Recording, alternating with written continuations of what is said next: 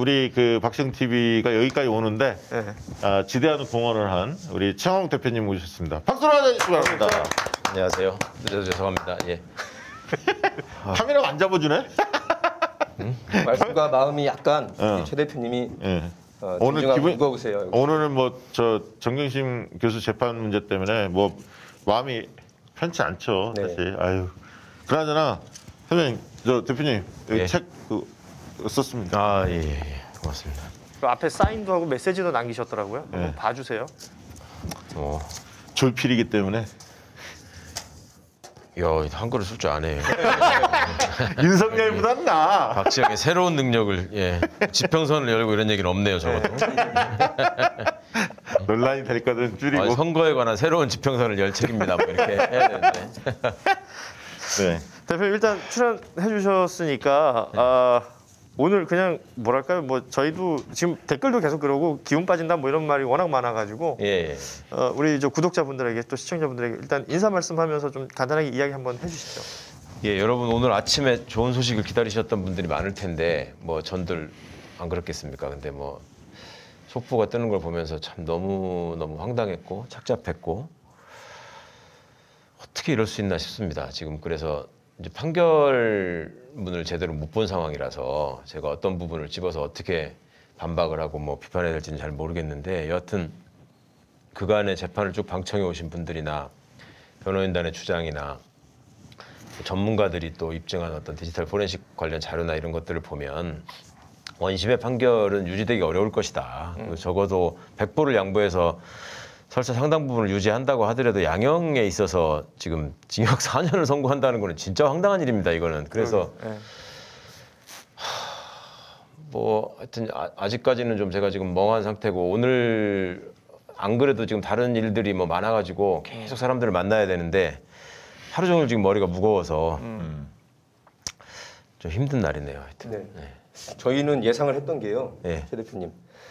인혁당의 사법살인 시절부터 지금까지의 사법부 판사들의 머리가 본인들이 기득권 안정 세력이 됐을 뿐더러 만약에 여기서 1년이라도 줄이거나 집행유예라도 내리게 되면 윤석열 후보가 그동안의 대한민국 검찰의 이 난도질 그리고 거기에 부안해동했던 이 수많은 주류 언론들을 일거에 뒤집는 거라서 그런 혁명과도 같은 조금의 변화도 치료하지 않을 거라는 불안감 섞인 예상을 했었어요. 기대는 그나마 사법의 기본이라도 지키길 바랬지만 지금 말씀하신 대로 7건에 대해서 입시비리라는 우리 국민들이 들으면 가장 돈보다도 더 부르르 떠는 그러니까 지금 보면 이 판사들 머릿속에 벌금 5억을 5천으로 10분의 1 줄여졌지 추징금 1억 4천인데 1,060만 원이니까 우리가 니들 엄청나게 공정하게 봐준 거야라고 돈 조금 빼면서 국민들 머릿속에 군대 문제와 입시는 우리의 아킬레스건으로 건드려왔었거든요. 아주 간악하게 저는 이 공을 넘기고 대법원에 넘겼다고 봅니다. 굉장히 안타깝지만 예상이 좀 됐었어요, 사실. 그게요. 노정열 선생님이 원래 저하고 이렇게 가까이서 우리 얘기한 거 처음에 그죠? 네. 스쳐듯이 뵙기는 많이 했는데 너무 기분이 좋긴 한데 애초에 공무원의 길을 택하셨다가 지금 주권에 나온 이유가 있으실 거예요. 네. 그게 사실은 조직 생활이나 관료 생활이나 이런 집단적인 문화나 이런 것들을 좀 접해보면 우리가 생각하고 있었던 모습하고 좀 많이 다르잖아요. 그렇습니다. 특히 이제 그 시험을 준비하고 이러는 삶에서 이게 그려보잖아요. 네. 내가 저 위치에서 저 책임을 맡게 되면 이렇게 일할 것이다 라는 걸 그려보는데 가서 막상 접하게 되면은 특히 이제 행정고시를 하신 분들 같은 경우에는 나름 이제 사무관으로서 청운의 꿈을 품고 딱 출근을 하면 처음에 시키는 게 복사하는 거, 그죠? 네. 공문서 작성하는데 뭐 줄 맞추는 거 뭐 이런 거 배우잖아요. 네.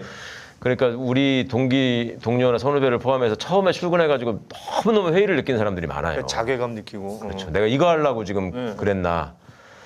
근데 좀 지나고 나면은 이제 어디서 희망을 얻냐면 야 그래도 내가 기한을 해서 올린 문서나 이런 것들이 국민의 삶을 위해서 뭔가 좋은 영향을 미치는구나 이런 것들이 이제 보람으로 작용하고 네. 거기다 더하기 이제 앞서가는 선배들을 보면 아 저런 사람들이 있어서 우리나라가 그래도 이렇게 조금씩이나마 진전해 왔구나 이런 자기 나름의 모델이 있으면 그게 간단 말이에요. 어쨌든 견디면서. 근데 그런 거를 잘 발견하지 못한 상황에서 그냥 있으면서 이거는 내가 얻은 과실이고 여기에 이제 이게 나한테 이만큼의 권한과 책임이 주어졌으니까 여기를 최대한 활용해가지고 내 책임을 다하는 게 공무원으로서의 그냥 본분일 뿐이고 그게 전부다.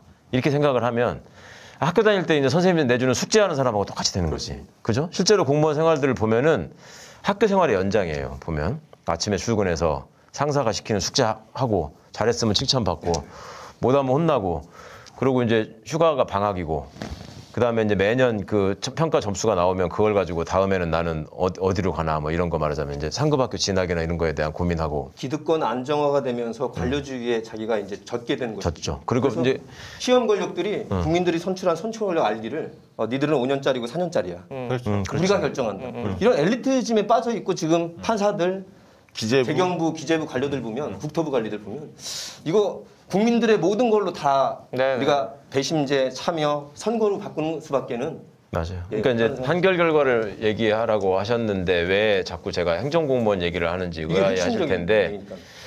그러니까 그런 생활들이 계속 반복되다 보면 처음에 가지고 있었던 어떤 포부, 희망, 기대, 또 실망, 문제의식 이런 것들이 어느 날 싹 사라지고 매일매일 하루를 그냥 이렇게 견뎌내는 것, 시간을 채워가는 것. 이게 시간을 메꾸는 게 목표가 되는 거예요. 근데 이게 군대 생활하고 비슷하네. 그렇지. 예. 행정공무원들만 그렇다고 사람들은 생각을 해요. 착각을 해요. 네네네. 그런데 그런 일상적인 루틴이 가장 그냥 일반적으로 똑같이 돌아가는 데가 법원입니다. 법원은 매번 재판부에 자기가 사무분담이 이루어지면 재판하는 날짜가 정해지고 그러면 그 날짜가 일주일마다 한 번씩 돌아오기 때문에 무슨 요일 날 뭐를 해야 된다는 게 똑같이 돌아가는 거예요. 1년 내내. 그러니까 거기서 내가 판사로서 이 자리에 있으면서 남의 인생을 감히 저울에 올려놓고 심판하는 어떤 그 무게, 그 책임감 이런 것들은 잊어버리고 어떻게 이 상황을 내가 욕을 안 먹고 적절하게 모면에서 빠져나갈까. 호신주의죠. 이런 거를 최우선에 두고 고민을 하게 되는 경향이 있고 그런 것들이 또 이어지다 보면 국민들이 법원에 대해서 판사에 대해서 거는 기대는 검찰이 그동안에 한국 현대사에서 보여온 일종의 폐악질 이런 것들을 법원은 그래도 제대로 된 기준을 가지고 제대로 그 한계를 설정해주고 그 한계를 넘어서는 거에 대해서는 확실하게 단호하게 응징해주고 네. 끊어주고 이런 걸 원하는 거죠. 근데 방금 노정현 선생님 말씀하신 것처럼 헌법상의 무죄 추정의 원칙이라는 것, 또 거기에서 비롯된 입증 책임은 모두 검사에게 있고 예. 검사는 엄격한 증명을 통해서 의심이 없이 이걸 입증해야 된다. 이게 그렇게 해야지만 억울한 범죄자를 양산하지 않는다. 이게 헌법 정신이란 말이에요. 그리고 인류가 오랜 경험을 통해서 그런 제도를 통해서 그러니까 99명의 도둑을 놓치더라도 한 사람의 억울한 사람을 만들면 안 된다. 이렇게 우리가 정말 피를 흘려가며 싸워온 제도란 말이에요. 형사법의 대원칙인데. 그렇죠. 그 무게를 알아야 돼. 그래서 지금 재판에서 제기되고 있는 얘기들이 과연 어떻게 만들어져 있고 어떻게 얘기가 되고 있고 피고인은 어떤 점에 대해서 이 증거를 인정할 수 없고 완벽하지 않다라고 주장하는지를 귀담아 듣고 거기서 약간의 의심이라도 들고 이게 물이라고 지금 계속 얘기를 했는데 피고인이 이거는 물일 수도 있지만 알코올일 수도 있다. 왜냐하면 모양이 똑같기 때문에 먹어보기 전에는 모르는 거다. 이렇게 얘기를 하면 그 얘기를 들어보니까 이게 알코올일 수도 있겠구나라고 생각을 하면 이걸 물이라고 재판하면 안 된다. 이게 무죄 추정의 원칙이에요. 그리고 검찰은 이게 물일 수도 있고 알코올일 수도 있는 모든 가능성에 대해서 다 재판에다가 제출을 해라. 그게 객관 의무란 말이에요. 그리고 검찰이 무리하게 이거를 물이면은 물 얘기만 해야지 여기다가 무슨 뭐 간장 얘기, 술 얘기, 뭐 다른 얘기를 섞지 마라. 이게 이제 공소장 일본주의 플러스 그걸 넘어서 가지고 그 자꾸 이렇게 그 무리하게 이거를 이제 물인 걸로만 강요하게 되면 그런 공소권 남용이다. 네. 이런 것들을 얘기를 하면 검찰이 무리하게 수사를 못 하겠죠. 무리하게 엮으려고 하지를 못하겠죠. 네. 근데 법원이 여태까지 그거를 그냥 용인 주시죠. 무비판적으로 그냥 받아줬단 말이에요. 그러니까 유법 증거 수집하죠. 그다음에 오염까지 시켰는데도. 그리고 그냥 나서 인정했습니다. 검찰은 또 그런 어떤 헌법 원칙이나 이런 것들에 대한 불안감이 있어요, 늘. 이걸 완벽하게 입증하지 못하면 무죄가 된다. 그러니까 그걸 메꾸고 싶어 할 거 아니에요. 그럼 그 메꾸는 방법으로 택하는 게 증인들을 사전에 교육시킨다거나. 그죠? 그 다음에 더 재래의 수법이 언론을 동원합니다. 언론에다가 미리미리 사실을 흘려가지고 일반 시민들의 인식 속에 저거는 이미 유죄다라고 재판을 끝내버리는 거죠. 프레임을 그다음에. 거는 거죠. 그러면 판사라는 게 뭐 특별히 남다른 존재가 아니고 생활 속에 살아가는 직장인이란 말입니다. 그러면 그 분위기, 전체적으로 사회의 분위기가 지금 이 사건을 어떻게 바라보고 있는가 이런 거에 미리 다 젖은 상태에서 재판에 들어오기 때문에 예. 선입견을 갖지 않고 피고인을 대하기가 굉장히 어려운 구조로 되어 있고 또 그거를 방지하거나 예방하려는 노력을 법원이 제도적으로 얼마나 해왔는가 이게 또 별다른 노력이 없는 거예요. 계속 문제를 제기해 왔지만 법원이 그거를 법원의 기본적인 사명이라고 하는 것이 형사사법 절차에서 검찰에 관한 남용을 잘 견제하고 차단해야 된다라는 점에 대한 문제의식이 실제로 그렇게 크지 않았다. 그러니까 그런 것들이 대법원에 가서 대법원에서 판결한 결과를 보더라도 지금 많은 신문분들이 납득을 못하는 게 아니 김학의 같은 사람의 경우에는 그렇게 꼬투리를 싹 찾아가지고 파기환송을 했는데 김경수 지사는 새롭게 나온 증거나 사실관계나 이런 것들에 대해서도 많이 주장을 했지만 네. 또 법리적으로 그것을 왜 엄격한 증명이 이루어졌다라고 판단하면 안 되는지에 관한 주장을 계속 했단 말이에요. 그렇죠. 분명히. 예. 그거에 대한 일체의 판단이 없어. 예. 대법원 판결에. 그냥 두루뭉술 넘겨버린 거 아니에요? 그냥 넘겨버려. 이건 뭐 이렇게 원칙에 의해서 살펴볼 때 1심 판단, 2심 판단은 문제가 없다. 뭐 이런 식으로 그냥 몇 줄로 넘겨버렸어요. 그러면 그거에 대해서 우리의 주장에 대해서 아무리 대법원이 법률심이라고 하지만 왜 이거를 판단해본 결과 받아들일 수 없는지는 최소한 알려달라. 이게 이제 당연한 요구가 될 수밖에 없는 네네. 건데 그거에 대해서 아니 뭐 최종 결정은 우리가 한다. 이제 이렇게 되는 거고 또 끔찍한 거는 피고인의 이익을 지켜라. 그다음에 피고인의 인권을 지켜라. 이것이 법원에 주어진 사명인데 특히 형사재판의 경우에는 검찰에 경도돼 가지고 말하자면 무죄 추정이 아니라 유죄 추정을 추정을 하고 하고 있다. 무죄를 네가 낱낱이 입증해라. 원고 측에서 피고인 측에서 완벽하게 내가 죄가 없다라는 사실을 입증하지 못하면 아니 너는 어차피 거짓말을 할 유혹에 빠질 수밖에 없는 그냥 민간인 일개 개인에 불과하고 검사는 우리하고 똑같은 과정을 거쳐서 온 한국 사회에서 엘리트라고 착각하고 있는 거지만 하여튼 그렇게 인정해주는 법률가인데 여기가 왜 거짓말하겠냐. 네네. 나는 이 말을 더 믿을 수밖에 없어. 이런 생각으로 있었단 말이에요. 그래서 마지막으로 하나만 말씀드리자면 이제 내년 초부터 아마 3월일 건데 검사 작성 피의자 신문 조서의 증거 능력을 내용을 부인하면 부정 증거로 쓸 수 없게 하는 제도가 이제 시행이 됩니다. 네. 지금까지는 경찰 조서에 대해서만 그렇게 했었고 검사가 작성한 조서에 대해서는 증거 능력 인정해 왔기 때문에 네. 네. 그거를 기초로 해가지고 모든 일이 벌어져 버리니까 지금 검사의 프레임에 다 빠지는 거예요. 네. 근데 그거를 내년부터는 이제 바꾸게 되는데 그게 말하자면 형사사법의 굉장히 대전환이죠. 네. 근데 그러면은 그거를 바라보는 그 법원의 입장에서는 과거에 참여정부 때부터 한번 기억을 더듬어 보시면 이용훈 대법원장이 그 수사 기록을 던져버려라. 예, 그 얘기. 그 얘기를 판사들 앞에 하면서 그거를 뭐 대단히 조선일보에서는 뭐 나쁜 짓을 한 것처럼 막 이렇게 공격을 하고 이랬었는데 그렇죠. 그 얘기가 실현이 되고 있는 겁니다. 지금 법으로. 네, 네. 근데 그러면은 그거를 받아들이는 국민들이야 뭐 그게 뭐 정확히 법적으로 무슨 의미인지 잘 모르니까. 근데 판사들의 경우에는 그동안에 우리 법원이 이런 부분들을 소홀히 하고 이렇게 놓치다 보니까 이것 때문에 억울한 사람이 생길 수 있었겠구나. 예. 그러면은 이런 제도가 왜 수십 년간의 고민을 통해서 이제 도입됐는가를 생각을 하고 앞으로 여기에 맞춰서 우리 재판은 어떻게 발전하고 변모해야 되나 이걸 고민해야 하는 게 맞잖아. 그게 언제 통과된 거죠, 법이? 그게 재작년 한참 재작년인가 뭐 그렇게 됐어요. 예. 그 얘기가 우리 정부에 와서 된 문제에서야, 거예요. 네. 네, 이번 정부에 겨우 된 거예요. 근데 그거를 일선 판사들의 얘기를 들어보면 이제 뜻있는 그 판사들이 그런 얘기를 하는 거예요. 아니 왜 그걸 바꿔가지고 자기들 일 복잡하게 만들. 왜 일을 복잡하게 만드냐. 그냥 검사 얘기 듣고 하면 되는데 네. 이게 지금 황당한 상황인 거죠. 사실 재판정에서 공판 중심주의로 변호인과 검찰 측 그리고 판사가 있는 데에서 대등하게 말하는 것이 진실인 네, 네. 것이죠. 이번에도 보면 위증이나 협박한 것들도 드러났고 11시간 조사하고 11번 이상 조사를 하고 장 교수님에 대해서. 근데 저는 그렇다 치더라도 최 대표님 어떻게 그 동영상 속에 조작된 동영상이 아니라면 조민 씨가 있다는 것이 확실히 됐으면 그걸 먼저 채택을 해야 되는데 이 판사들 판결문에 보면 동영상 속의 그 여인에 대해서는 허위성에 영향을 미치지 않는다라고 그 장군이 그렇게 용기를 내서 한 것도 전혀 받아들이지 않았고 PC가 어디에 있는지는 중요하지 않다라는 말도 안 되는 얘기들 하는데 그러니까 있거나 없거나 뭐 나는 그게 중요한 게 아니고 예. 나는 이게 보기에 뭐 지금 자기 맘대로 이렇게 뭐 거기 가가지고 뭐 거창한 뭔가를 배우고 인턴을 했다고 인정할 수 없다. 그러니까 이거는 뭐 거기 있었거나 없었거나 상관없이 아니다 그냥 이렇게 판단을 했다고 이제 들었습니다. 예, 예. 아니 상식적으로 생각을 인턴을 그러니까 예를 들어서 그 전에 교육부가 무슨 저기 지침을 내렸거나 아니면 각 그 교육청에서 학생 뭐 인턴 활동에 대한 안내문 아니면 또 대학 입시 사정기관에서 인턴 활동의 요건 뭐 이런 걸 정해가지고 어떤 상황에서 무슨 내용으로 최소한 어느 수준의 내용으로 몇 시간을 해가지고 그걸 어떻게 기록에 남겼을 때만 이걸 인정해 준다.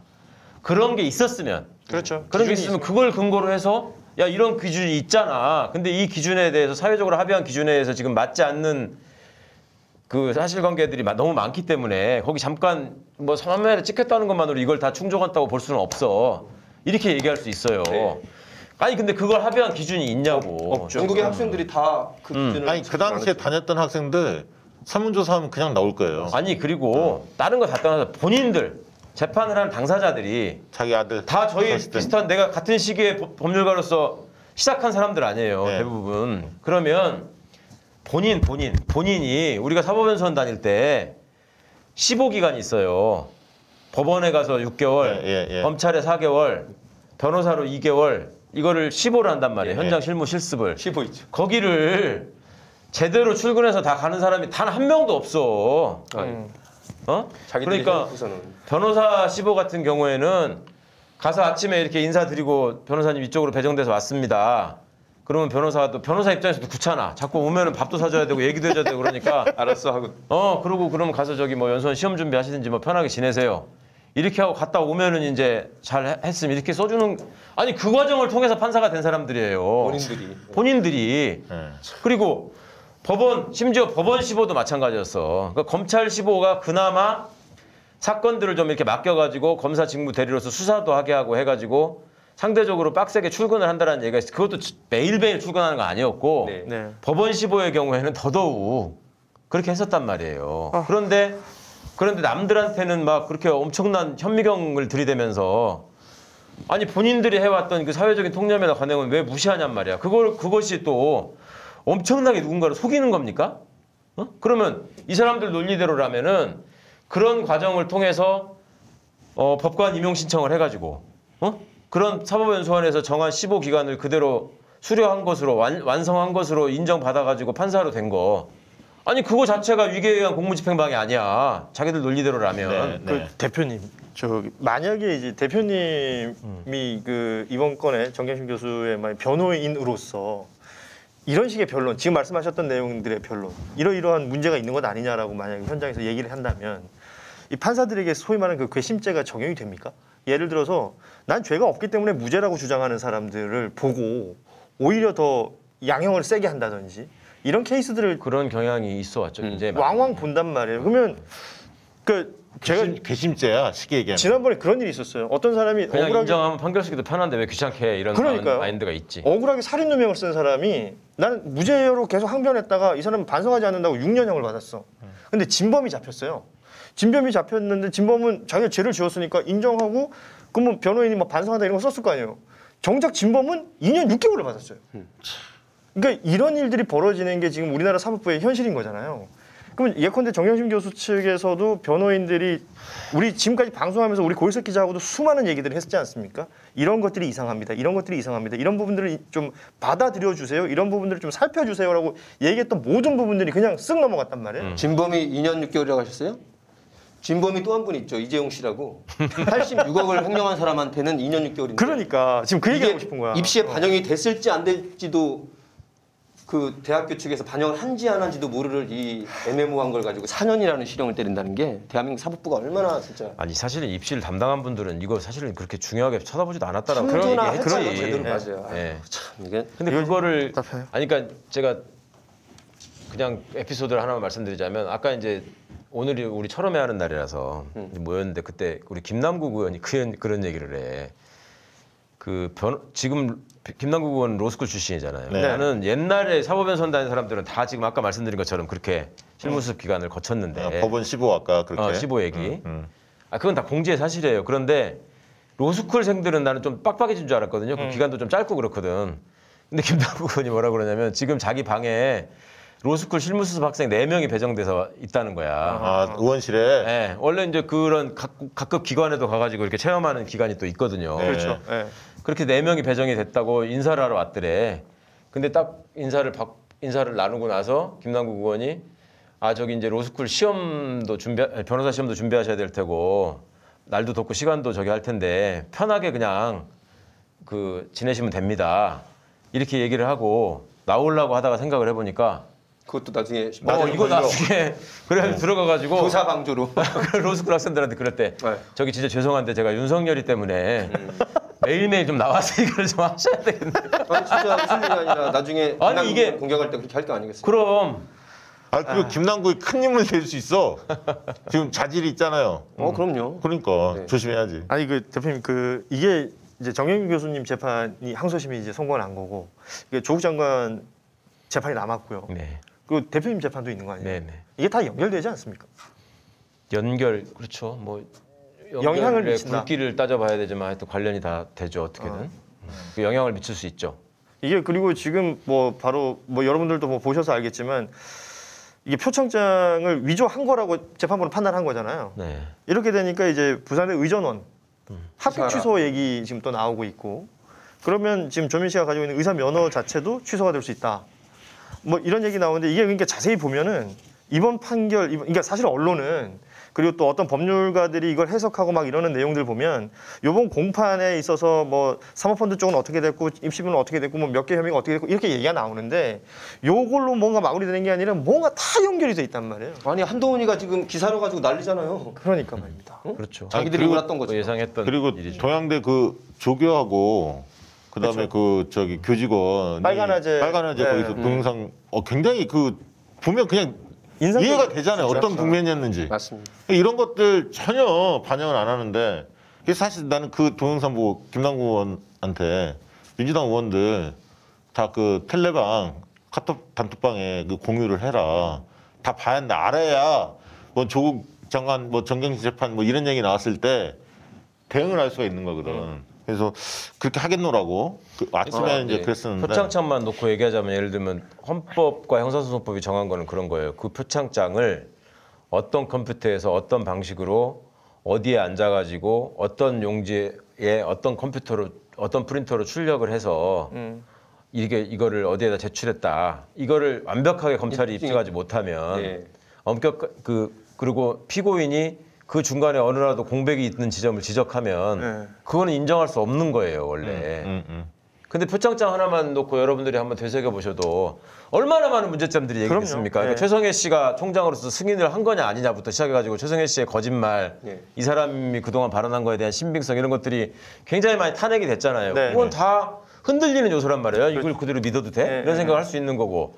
그 다음에 표창장 관련 디지털 포렌식을 이제 전문가 입장에 진행하신 그 박지훈 선생 같은 분 책도 내고 했지만 그 내용들을 읽어보면 아니 그거 전문적인 얘기가 좀 섞여 있긴 하지만 그 줄거리에 대해서 누구도 이렇게 이해하기가 어렵지 않아요. 그럼요. 소위 말해서 현장 부재 증명까지 다 됐다라고 지금 네. 다 말씀을 했잖아. 그러면 적어도 이런 부분에 대해서 이러이러한 의견들이 제시가 됐는데 이것들은 예를 들면 다른 컴퓨터를 가지고 얘기한 거라서 믿을 수 없다라고 하거나 아니면 아예 표창장이 아니라 무슨 이 박지영 책을 갖고 하는 얘기라서 인정할 수 없다고 하거나 뭐 이렇게 하는 게 아니라 검찰 주장을 쫙 베낀 다음에 이걸로도 그냥 충분하기 때문에 다른 얘기는 내가 굳이 판단할 필요성을 느끼지 못한다. 이렇게 해버리면 그러니까 아니 그러면 무죄 추정의 원칙은 도대체 왜 필요하고 재판은 왜 하며? 그 옛날에 예. 대법원에서 그런 판결문이 한번 나온 적이 있어요. 그 이인복 대법관이 주심이 돼서 쓴 사건이었는데 안산시장에 있던 박주원 씨라고 있었어요. 네, 한나라당 기억나요. 검찰 공무원 출신. 예, 예. 네, 그분이 안철수 나중에 도왔죠. 예. 대법원에서 무죄 취지로 파기환송이 되거든요. 그때 판결을 쓰면서 뭐라고 쓰냐면 검사의 주장에 대해서는 대충 다 받아들이고 피고인의 주장에 대해서는 현미경을 들이대면서 그 흠집을 찾아내려고 하는 거는 헌법과 형사소송법 체계가 우리한테 주문한 법관의 역할이 아니다. 그렇게 하면 안 된다라는 걸 썼었어. 그게 오래전 일이야. 대법원 판례도 있는데 대법원 판례가. 근데 그러고 나서 과연 대한민국의 형사 판례나 형사 재판의 진행이나 판사들의 심증 형성이나 이런 것들이 과연 얼마나 바뀌었던가가 예. 이게 없는 거예요, 그게. 김경수 지사건과 이번 건을 보면 그리고 이재용 가석방까지 간 걸 보면 대한민국 판사들은 지금 진보 유죄 추정의 원칙으로 가 있습니다. 진보 인사들에 대해서는 농담이 아니고요. 유독 이 사람들 머릿속이 기득권 안정화됐고 일종의 적폐까지 됐기 때문에 저는 우리 최 대표님이 이제 정치권으로 들어오셨지만 국민들이 직접 뽑는 수밖에 없어요. 그래야 견제 권력이 있죠. 지금 시험 권력들이 국민들이 뽑은 대통령과 의원들 알기를 우습게 알고 그다음에 변호인단과 이 증거를 우습게 알고 그냥 묵살시켜버리잖아요. 뭐 검사장 그 직선제 검사장뿐만 이런 거- 아니라 예. 법원장들부터 네. 해서 국민들이 뽑아야 그나마 국민들이 무서운 줄 알고 헌법과 양심에 따라서 하지. 이 사람들 지금 머릿속에요. 진보 니네는 위험해. 불안정해. 내가 양심껏 나라를 지킬 거야. 이런 내피셜이 있습니다. 지금. 예전부터 우리나라가 이제 그 과거 제도의 향수 이런 게 있어가지고 시험 통과한 사람들을 막 대단한 사람인 것처럼 인식하는 경향이 있죠. 네. 그러다 보니까 사람들이 이제 윤석열의 행태를 보면서 야, 저 정도일 줄은 몰랐다 이 말씀을 하는 건데 사실은 그 사람은 그 정도인 게 맞아. 원래 그런 사람이거든. 근데 그거를 저 정도일 줄 몰랐다라고 하는 게 그 사람에 대한 과도한 환상을 갖고 있었다는 얘기거든요, 결국. 그러니까 제가 예전에 로스쿨 제도가 처음 시행돼가지고 했을 때는 이제 법대 출신, 법대 학부를 나온 사람이 반이 넘지 않게 그 제도를 만들었단 말이에요. 그래서 다른 전공한 사람들이 많이 왔었잖아요. 그때 제가 로스쿨 특강을 하러 가면 그런 얘기를 했어요. 여러분들은 로스쿨 왜 지원했느냐, 왜 지원하셨느냐. 그러면은 뭐 늘 하던 얘기 있잖아. 뭐 인권을 보호하고 뭐 약자를 지키고 뭐 정의 실현을 위해서 이런 일을 하고 싶다. 아니 그런 소리 하지 말고 우리 솔직하게 얘기해보자. 여기 나오면은 취직하는데도 별 걱정 없을 것 같고 고수익도 보장될 것 같고 사회적인 인식도 좀 나아질 것 같고 그렇게 해서 온 거 아니냐. 그런데 사람들이 법률가에 대해서 주문하는 기본 원칙이나 정신에 대해서 한번 우리가 생각을 해보자. 그건 뭐냐?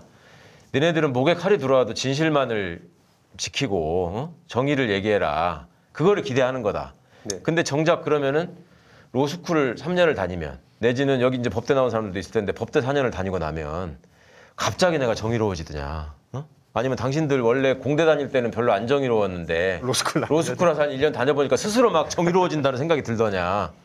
아니 그럴 수가 없잖아요, 그게. 네. 그렇죠. 근데 왜 우리는 그런 시험 하나를 통과했다는 것만으로 저 사람들은 공정하고 정의로울 거라고 착각을 하냔 말이에요.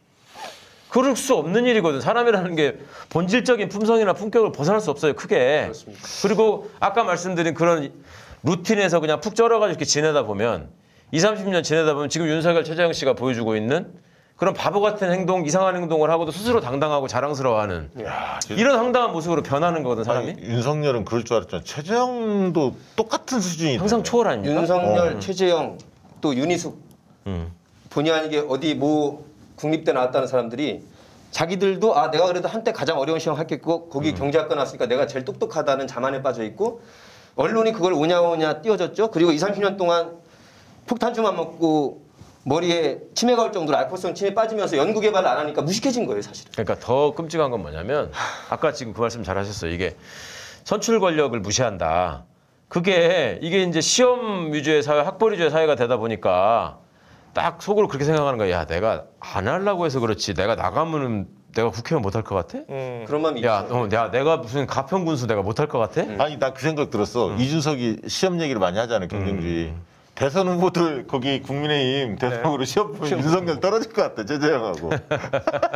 뭐 그것도 있지만 하여튼 과거부터 그 우리 국민들의 어떤 잠재의식 속에 숨어 있는 이런 시험으로 사람을 평가하고 성적으로 평가하는 네. 그런 사고 방식이 지금 사회를 많이 좀 이렇게 힘들게 합니다. 그러니까 더 거기서 아이러니가 뭐가 있냐면 제가 주워 들은 얘기인데 최재형 후보라고 하죠. 그 양반이 경기고등학교를 나왔잖아요. 근데 그 동기들 중에 꽤 유명한 사람들이 많아. 네. 근데 그분들이 예를 들면 정두원 씨 같은 분도 그 동기분이더라고요. 그렇죠. 예. 그 뭐 무슨 뭐 장차관 지내고 뭐 이런 우리가 이름만 대면 알만한 사람들이 꽤 많이 있더라고 그 동기 중에. 근데 그 동기분들이 이 최재형 씨를 인정을 안 한다는 거야. 그러면 적어도 그러니까 왜 인정 안 한다는 말이냐면 무슨 말이냐면 경기고등학교를 과거에 나온 사람들은 고등학교 시절에 시험 성적을 가지고 지금도 친구들하고 교류를 하고 그걸로 사람을 평가하고 지금도 그걸로 살아요. 지대네, 지대. 아니, 김 회장까지 말씀하신. 이게 농담이 아니고 모여가지고 자기들끼리 얘기하는 거 보면 나이 60 넘고 막 이런 사람들이 야 그때 1학년 2학기 기말고사 내가 1등 했잖아. 그럼 아니야 임마 내가 1등 했어. 이 얘기를 하고 싸운다니까? 그러니까 머리가 30년 동안 썩어 있는 거야. 근데 그럴 때 이 사람들이 보기에 뭐라더라? 최재형 선생이 뭐 그렇게 탁월한 우등생이 아니었다는 거예요. 경기고 다닐 때. 아니 그래도 한국 사회에서 경기고 서울법대를 나왔다고 하면 시험 보는 재주는 있는 거잖아. 네. 근데 자기들끼리는 야 너는 나하고 뭐 이렇게 1등 경쟁하는 사람이 아니었잖아. 그 네가 무슨 대통령이야. 참 이런 분위기가 있다는 거야 지금. 얼마나 이게 우스운 일입니까 진짜. 놀랄 노잖아요. 예. 아무튼 서울대 그 법대 출신에 대통령이 지금까지 없었지 않습니까? 네. 그렇죠. 최초로 나온 최강욱이다. 저는 그렇게 봅니다. 야, 말도 안 되는 소리 하지 마세요 지금. 예. 지금 박시영 대표 이런 얘기 하는 거 안 보니까 되는 건 없다. 광고할 때 된 것 같아요. 예. 아니 오늘 그러니까 법원 재판부가 썩은 이유 그 구조적 문제를 지금 말씀 주셨고 또 중요했던 게 아까 법원 15 인턴이 더 엉터리다 이런 말씀 주셨어요. 오늘 야마 저는 딱 들어왔는데 대안도 있잖아요. 지금 대안도, 예. 최 대표님이나 우리 판사 출신의 이수진 의원이 깜짝 놀랐다는 게 자기는 들어와서 180석이면 개혁을 따박따박 할 줄 알았더니 벌써 시간이 이렇게 흘러갔고 자기의 말이 안 먹힌다는 얘기를 토로하면서 지금 말씀하신 모든 검찰개혁보다 더 어려운 것이 사법개혁, 법원개혁이라면 국민들이 준 그 주권으로 입법부 버전으로 하면 되는데 답답하시겠지만 우리 국민들이 민주당 의원들 또 우리 열린민주당 계신데 입법부가 잘하지 않으면 우리 국민들은 맨날 이렇게 우라통 터지고 어쩔 수 없이 바라만 보는. 그렇다고 우리가 사법부에다가 옛날처럼 우리가 화염병을 던질 수도 없잖아요. 정말 우리 국회의원들이 입법부 버전으로 검찰개혁, 사법부 개혁을 안 하면 이 판사들 머릿속에 니들 4년짜리인데 금방 지나간다, 떨어진다, 우리가 한갑 때까지 해먹을 거야라는 머릿속이 안 바뀔 거라고 저는 생각해요. 정말 개혁해야 됩니다. 확고한 문제가 이제 광고 좀 해야 돼. 네. 자, 뭐 이런 분위기에서 이걸 해야 될지 모르겠습니다만 여러분 오늘 선크림 하나 소개하겠습니다.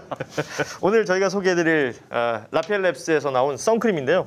마일드업 데일리 블루밍 선크림이라는 이름이 붙어 있습니다. 그러니까 사실 뭐 남녀노소 요즘은 이게 선크림이 꼭 뭐 자외선 차단뿐만 아니라 피부 보호를 위해서라도 꼭 필요하다라는 얘기들 많이들 하시고 이제는 다들 알고 계세요. 그런데 그 같은 선크림 중에서라도 선크림을 바르고 나면 그 닦아낼 때 진짜 뭐 여성분들 화장한 거 닦아내는 것 이상으로 꼼꼼하게 씻어야 된다는 걸 잘 알고 계시잖아요. 그만큼 뭔가 이렇게 오일 성분이 있기 때문인데 그 대부분의 오일이 실리콘 오일이라고 해서 씻어보면 약간 뻑뻑하게 느껴지는 거 있잖아요. 그런 건데 이 제품은 이 라펠랩스가 원래 동물복지 제품들을 쓰고 항상 이 뭐랄까 인간 친화적인 제품들을 만드는 곳으로 유명한데 이건 식물성 오일로 만들어져 있기 때문에요. 바르고 닦기도 편하고 흔히 말하는 그 백탁 현상도 없다고 합니다. 그리고 여기 이제 그 가치를 얻더라고요. 우리가 선크림 바르고 해수욕장 같은 데 갔을 때 합성 물질 있는 걸로 들어가면 이게 바닷물에 또 오염시키는 거 아니에요? 이건 그게 없다는 거예요. 자연스럽게 될 수 있다. 뭐 SPF 30, PAWW, 이거 PA++, 2+인데 이 정도면 굉장히 강한 자외선 차단 효과 가질 수 있는 것이고 그리고 부담 없이 데일리로 바를 수 있다라는 것을 좀 강조하고 있고 마무리감이 촉촉하다. 뭐 이 얘기도 있습니다. 그리고 여러 가지 피부 타입이 있을 텐데 어떤 피부 타입이라도 다 쓸 수 있는 제품이라는 것을 라펠랩스에서는 강조하고 있습니다. 가격대는 지금 한 팩 요게 50ml짜리인데 19,000원이고요. 요거를 두 개를 사시면 35,000원 할인된 가격에 장만하실 수가 있습니다. 자, 관심 있는 분들은 박시영닷컴에 들어오셔서 바로바로 주문해 주시면 고맙겠습니다. 예. 뭐 댓글 보니까 뭐 자기 마음대로 막 댓글도 많이 다네. 네. 일주가 지났지만 가을 햇볕도 무섭죠. 무섭다. 네. 노정현 선생은 학교 다니실 때 좀 공부를 열심히 했어요? 학교 다닐 때는 열심히 안 했습니다. 근데 왜 내 눈에 안 띄었지? 우리 비슷할 때 제가 조금 선배죠. 제가 8학번이고 내가 이렇게 공부하는 거 놀면서 돌아다니는 데 대충 다 봤거든. 제가 문화예술 예를 들면 이현주 같은 사람도 내가 봤단 말이야. 본 적이 없어. 가까이 있는데. 최 대표님 그 행정학과였죠? 신문학과. 서울대는 대학원만 행정학과가 있고 신문학과 언론정보학과인데 네. 마당극 풍물패하고 3년 반 돌아다녔습니다. 마당 그러면은 데모할 때 늘 앞장선 거 아니에요? 뭘 또 앞장은 쳤죠. 아니 거기는 늘 앞장서 제일 저보다 앞장서 출중한 분들이 많았기 때문에 저는 그냥 네. 아무튼 뭐 두 열심히 분이 했습니다, 그래도. 두 분이 좀 자세히 얘기 나누시고 지금 정말 다행스러운 게 선크림 주문 번호 올려주세요라는 제 광고를 들으신 분이 힐링 커피. 있어서 너무 고맙습니다. 예. 그리고 이제 뭐 앞서 재판 얘기를 했습니다만 우리 최강욱 대표님이 오셨기 때문에 이 이야기도 꼭 좀 짚고 넘어갔으면 좋겠어요. 열린민주당이 지금 뭐 당원들 의견 수렴하고 있는 일련의 과정들이 있잖아요. 네. 요 얘기하고 그또 추미애 장관께서 얘기하셨던 이 통합 문제 관련해서 얘기를 좀 해주셨으면 하는데요. 저희가 지금 당원 의식 조사를 진행 중인데요. 그걸 한 이유는 지난번에 저희가 서울시장 선거를 한번 경험을 했습니다. 후보를 내고. 근데 그거에 대한 평가가 필요했습니다. 네. 이제 다들 여기도 그렇고 뭐 다른 어떤 자리에 가면은 열린민주당은 대선에 어떻게 임할 것이냐, 뭐 이런 말들을 많이 물어보시잖아요. 근데 그거를 저희는 뭐 지도부에 있는 사람들이 뭐 어쩌고 얘기를 한다고 해서 결정되는 문제가 아니고 당원들이 결국 결정을 하셔야 되는 문제이기 때문에 지나간 어떤 우리 열린민주당의 활동과 그간의 경험에 대한 평가가 필요해서 지금 인식조사를 했던 거거든요. 네. 그래서 이제 그거는 원래 진행되던 중에 지금 갑자기 뜻하지 않게 추미애 장관님이 이제 그 얘기를 하셔서 지금 그게 이렇게 이어져 버리고 말았는데 원래는 이제 그걸 염두에 두고 한 게 아니라서 그거하고 이거를 연결지어서 뭐 합당 여부를 지금 판단하는 건 아니고 네. 그거는 당연히 나중에 저희는 이제 그 의결당원이라고 하는데 전체 의결당원의 투표로 이제 결정을 해야 되니까 그거는 이제 향후에 판단해 봐야 될 문제고 그 전제로서 또 지금 민주당의 대선 후보들이 민주당에다가 말씀을 한 거잖아요. 네. 그렇죠. 우리가 입장을 정리해야 된다. 네. 근데 이제 민주당 내에서 지금 설왕설래만 있을 뿐이지 입장 정리가 안 되잖아요. 그러니까 그게 정리가 돼야지 무슨 저희도 거기에 대응해서 뭐 당원들하고 의견을 나누거나 뭐 모으거나 뭐 이런 과정이 있는 것이지 지금 그 당원의식 조사하고 연결될 수는 없다는 점을 일단 말씀을 드리고 네네. 그게 조사는 끝났다면서요? 어젠가 끝나는 거 아니었나요? 의식 조사?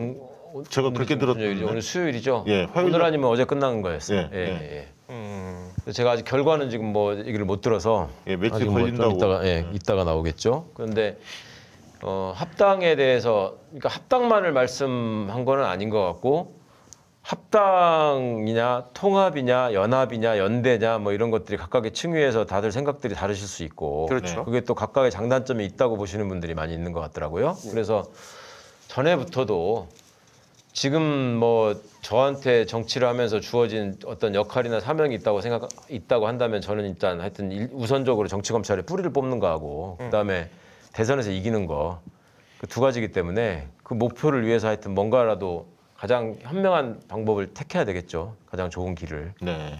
그건 당원분들께서 이제 좀 같이 고민하면서 판단해 주실 거라고. 그럼 이번 주 뭐 금요일 한 일요일 정도에는 조사한 결과를 토대로 뭐 발표가 있겠네요. 글쎄요, 뭐 그거는 뭐 공식적으로 발표하고 그럴 내용은 아니고 저희가 내부적으로 이제 토론 자료를 삼기 위해서 한 예. 거라서요. 뭐 예. 그렇게 공식적으로 발표할 일은 아닌 것 같고. 아니 이제 뭐 애초에 이런 제안이 있었기 때문에 그거에 응해서 조사를 한 거라면 당연히 발표를 해야 되는데 이건 지금 그런 의결 절차하고는 상관이 없는 거라서요.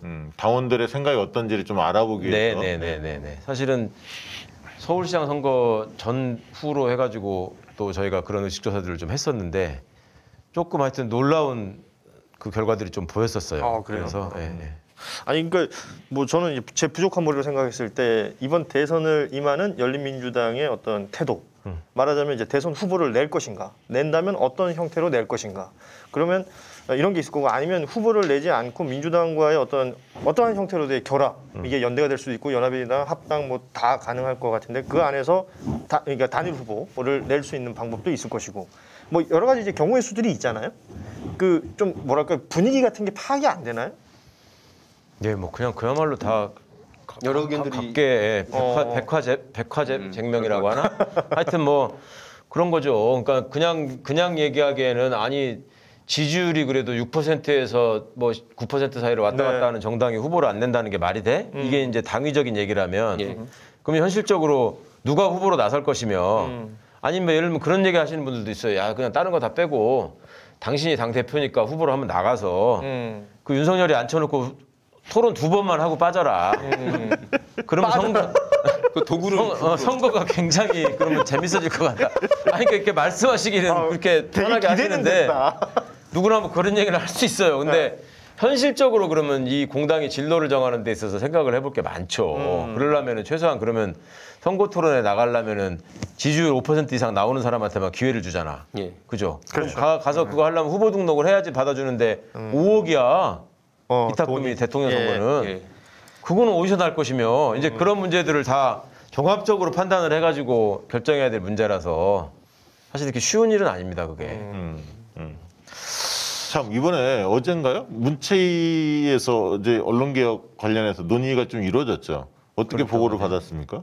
저는 그 구체적인 얘기는 오늘 지금 조 장관님, 정경심 교수님 사건 쇼크 때문에 우리 처음에 김승원 의원이나 뭐 유정주 의원이나 다 네. 계시는데 그냥 화가 나서 어쩔 줄 모르겠다라는 말씀만 하시고 제가 구체적인 얘기는 못 물어봤는데 다음 주로 이렇게 뭐 연기한 것 다음 주에 같은데. 한 번 회의를 예. 더 하자. 네, 뭐 이렇게 수년한다는 그런 것 얘기가 같아요. 있었는데 상황인 것 같아요. 이게 결과적으로 지금 뭐 이렇게 보도 내용들만 나오는 거 보면 그러니까 이게 왜 보도 내용이라고 표현하니까 좀 그런데 언론들이 쓰는 기사 아닙니까? 예. 그리고 그 언론들은 일단 지금 이 법안이 개정안이 나온다는 것 자체가 굉장히 불편한 것 같아요. 아니, 전체적인 기조가 다 그래요. 아니 언론은 이해가 되는데 정의당까지 그렇게 그 핏대 세우면서 하는 걸 보면서 그 얘기는 제가 참 들었네. 그러니까 일단은 첫 번째는 지금 그러면 저기 그 문체위에 올라온 법안이 문제가 있다고 하면 예.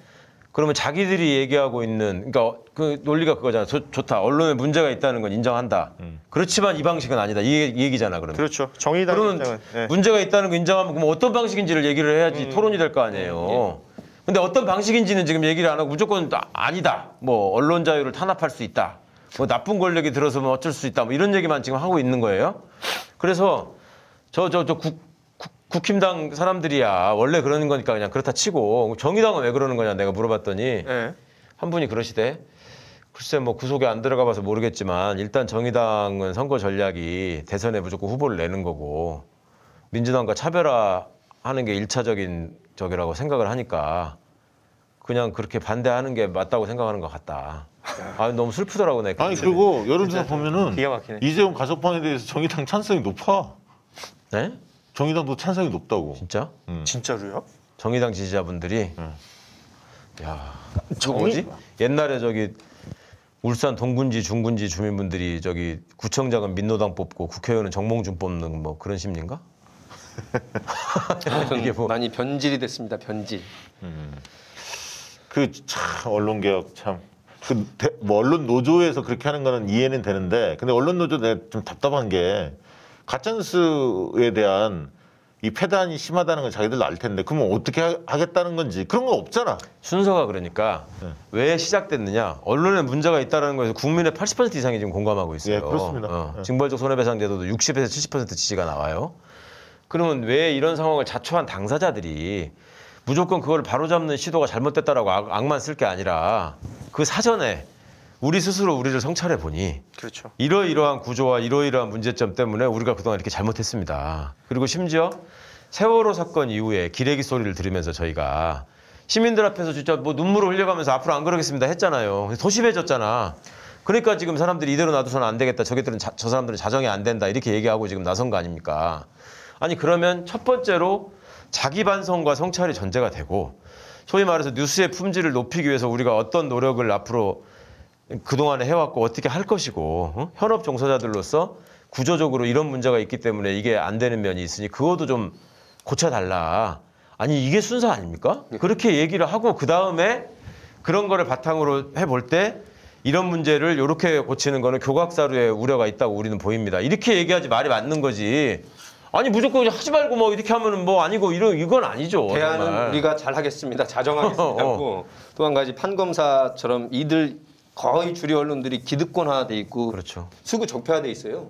아니 실제로 언론 노조의 조합원이라는 사람들은 소위 말하는 기성 언론의 사람들이기 때문에 그들의 논리의 저변에는 뭐가 있냐면요. 우리는 가짜 뉴스를 만들지 않습니다가 있습니다.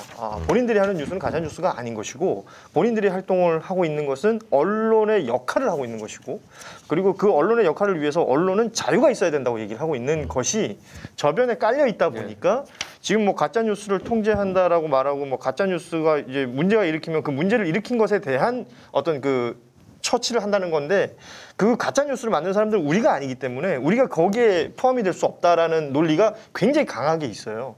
코어에 그 논리가 있다 보니까 나머지 것들을 그 내뱉는 말들이나 뭐 성명 내는 것들이 다 보면 이 사람들이 언론 종사자들이 맞나 싶을 정도의 내용들이 너무 많은 거예요. 그러니까 이해 당사자가 되어버린 거죠. 그러니까 그 마인드가요. 그 정치 검사들이 검찰 개혁을 반대한 논리하고 똑같아. 그렇죠. 우리가 하는 거는 정당한 수사고 예, 예. 여기에 대해서 토를 다는 거는 검찰의 중립을 훼손하는 거고 가만히 놔두면 우리가 다 알아서 할 테니까 독립성을 보장하고 건드리지 마라. 그렇지. 우리끼리 알아서 살겠다. 똑같아 논리 구조가. 내가 개혁을 안 하겠다는 게 아니라 우리가 주체가 되어서 하겠다 이 말이죠. 그러니까 어떤 기사를 써도 언론 소비자들이 판단할 것이고 우리가 기소를 잘못하면 재판부가 그렇지, 판단할 그렇지. 것이다. 그렇지. 형식 논리로만 우리 국민들을 우리는 호도하고 똑같다니까 그게. 참 답답한 노릇이야. 네. 정치권 이슈들 조금 다뤄볼게요. 네. 그 양 당이 거대 정당이 이제 대선 후보들을 뽑는 과정에 이제 돌입을 했는데 특히 이제 민주당 먼저 조금 여쭤보겠습니다. 그 민주당 그 네거티브전이 좀 격화돼 있지 않습니까? 그거는 어떻게 그 보고 계십니까? 저는 좀 안 그랬었으면 좋겠고 그리고 조금 좀 부끄럽다고 해야 되나? 우리가 지금 그런 얘기 할 땐가 싶습니다. 지금 이 중요한 상황에서 그리고 어찌 보면은 지금 상대가 뭐 윤석열, 최재형 뭐 이런 사람들이 상당히 강력한 후보가 될 거라고 걱정을 하다가 실체를 보니까 이제 헛웃음이 나오니까 오히려 딴 쪽으로 지금 마음이 더 가시는 면이 있는 것 같아요. 저기가 세게 나오면은 조금 더 긴장을 해가지고 야 이러지 말아야 되겠다 생각을 할 텐데 저희가 워낙 허접해 보이니까 뭐 저기는 됐고 이제 여기서 빨리 내가 이거만 따내면은 내가 될 것 같아 이 생각이 앞서시는 것 같은데 사실은 시민들은 양쪽을 다 보고 있는 것이고 그렇죠. 그다음에 어느 쪽이 조금 더 진정으로 주권자를 생각하고 나라를 생각하는 사람들인지를 계속 보고 계신단 말입니다.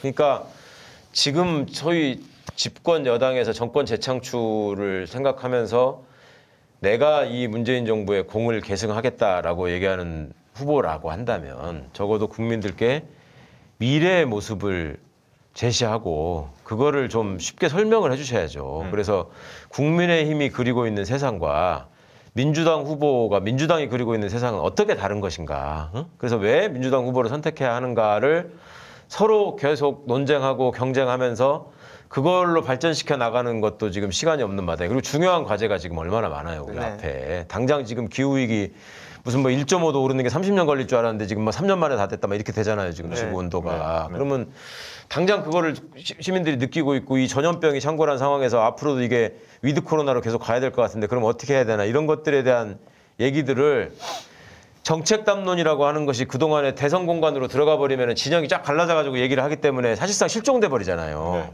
그러니까 이런 단계에서 사실은 국민들한테 멋진 청사진을 보여주면서 저희가 경쟁하고 협력해서 이런 세상을 만들겠습니다. 이렇게 하시는 게 좋지 않을까. 지금 여기 앉아가지고 무슨 노무현 탄핵 때 무슨 표를 던졌네 안 던졌네 찬성했네 안 했네 무슨 뭐 옛날에 음주운전을 뭐 20년 전에 했는데 한 번이나 두 번이나 이러 너무 유치하잖아요. 좀 안 그러셨으면 좋겠습니다. 지사직 그 사퇴 논란도 있지 않습니까? 네네. 그 부분은 또 어떻게 아니 보십니까? 그거는 김두관 후보께서 뭐 좀 정리하신 거 아니에요 어느 정도? 내가 지사 관뒀을 때는 그렇게 뭐라 그러더니 또 이건 뭐냐? 그렇지. 그게 최고지. 내가 왜 해봤더니 국회의원은 또 그러면 왜 또 다르다는 거야 또? 아니 원희룡 지사 같이 이렇게 자신 있게 던진 사람들 도지사를 잘하면 도민들은 계속 하길 바래요. 도지사를 못하면 빨리 나가길 바래요. 근데 객관적으로 보면 사실은 지금 상황이 내가 선거에서 조금 더 열심히 활동하겠다고 도지사를 던지는 게 맞습니까? 그리고 찍어준 사람들의 의견도 안 물어보고 그렇게 하면 저는 일단 아니, 뽑아놓고 그러니까 지금 본질은 이재명 지사가 앞서가기 때문에 저는 그렇다고 봐요. 이게 뭐다 왜냐하면 그렇겠죠, 결국은. 지난 대선에서 문재인, 안희정, 이재명 나왔지만 안희정, 이재명 다 현직 단체장이었거든요. 그러네요. 그때 아무 얘기 안 아무 했잖아. 얘기 안 했어. 왜냐면 김두관 효과가 있었거든. 그리고 1등 후보도 아니었어. 근데 지금은 이재명 지사가 민주당 내에서 1등 후보이기 때문에 더 그 부분이 이제 논란을 하는 것 같다. 이 생각이 좀 아니 들었고요. 근데 지사를 관두게 되면은 무슨 상대나 다른 후보들은 유리해지는 게 있어요? 이재명 지사가 이제 또 이런 논란인 것 같아요. 권한을 왜냐면 못 쓰니까. 그 홍보비를 너무 많이 쓴다.